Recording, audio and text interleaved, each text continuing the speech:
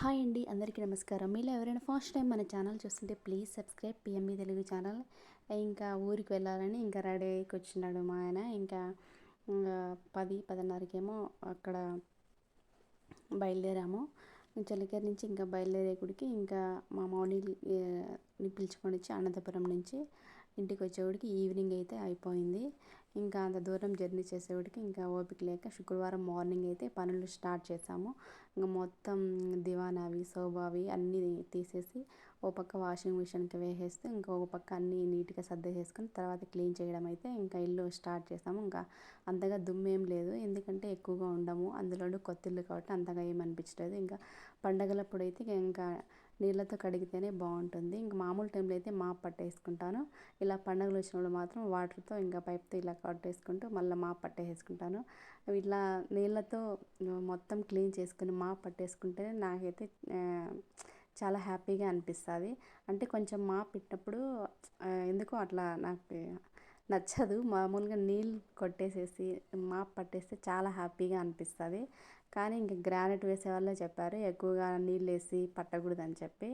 ఇంకా అందుకని పండగలప్పుడు మాత్రం నీళ్ళు వేసి పడతాను, మామూలు టైంలో మాప్ పట్టేస్తాను. ఇంకా మా మామూలు అయితే ఇంకా చుట్టూ కాంపౌండ్ చుట్టూ వాటర్తో అయితే పట్టేసుకున్నాడు. మాకు కొంచెం కాంపౌండ్ పెద్దగానే ఉంది, క్లీన్ చేయాలంటే ఒక్కరి వల్ల అయితే కాదు. ఇంకా మా ఆయన ఇంక మా మౌనిలు ఉన్నాడని చెప్పి ఇంకా మా ఆయన ఏదో పని ఉండదని బయటకు వెళ్ళాడు.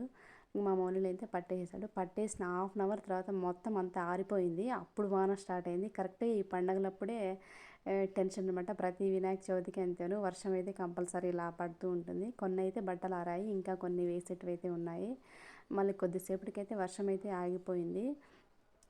మళ్ళీ మొత్తం దేవుడి సామాన్లు అన్నీ అయిపోయిన తర్వాత మళ్ళీ గ్యాస్ దగ్గరికి అయితే అదే వంట రూమ్ దగ్గరికి అయితే వచ్చాను. ఎక్కువ ఏమీ గలీజ్గా అయితే ఏం లేదు, ఎందుకంటే ఎక్కువగా ఉండము. ఇంకా 1 వీక్ అక్కడ 1 వీక్ ఇక్కడ ఉంటాం కాబట్టి ఇంకా మొత్తం కిచెన్లో అంతా ఈవినింగ్ అయితే క్లీన్ చేసుకున్నాం. ఈవినింగ్ క్లీన్ చేసుకున్న తర్వాత ఇంకా ముందు రోజు నైటే అంటే ఈ వినాయక చవితికి పుట్ట దగ్గర పాలు పోయడానికి ఇంకా పుట్ట దగ్గరికి నైవేద్యానికి ముందు రోజే సద్దలు నానేసుకున్నాను. అంటే బియ్యం చేయడానికి చలిపిండి నూగులుంటలు కూడా చేస్తారు. ఇంకా నేనైతే ఇలా బియ్యం అయితే చేస్తాను. ఇంకా శనగలు నానేసాను ఇంకా వినాయకుడికి నైవేద్యానికి పెట్టడానికి.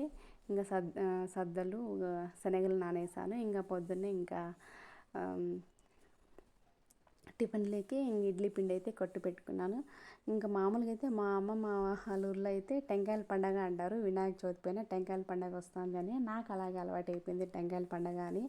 టెంకాయల పండగ అంటే ఫస్ట్ పుట్టకి పాలు పోసి మళ్ళీ మన దగ్గరలో ఉండే గుళ్ళకి టెంకాయలు కొట్టుకొని మళ్ళీ వినాయకుని దగ్గర కొడతాము. ఇంకా అందులోనూ శనివారం కాబట్టి అలాగే పొంగల్ కూడా చేశాను.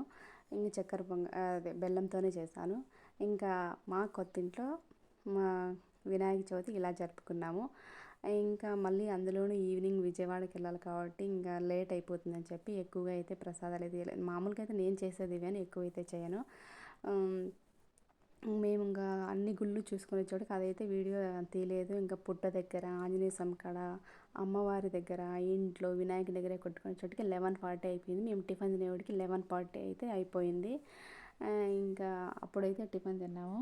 ఇంకా ఇది వచ్చి నూరువరహాల చెట్టు. ఈ చెట్టు అయితే నాకు చాలా ఇష్టము, ఎందుకంటే ఫ్లవర్స్ నిండుగా చాలా బాగుంటాయి. ఇదైతే దేవుడికి పెడతారో పెట్టారో నాకైతే తెలియదు, కానీ చాలా నిండుగా చాలా బాగుంటాయి. ఇంత చిన్న చెట్టుకి ఎంత మంచిగా ఫ్లవర్స్ వచ్చినాయి చూడు. ఇంకా పక్కన కూడా మొగ్గ స్టార్ట్ అయింది.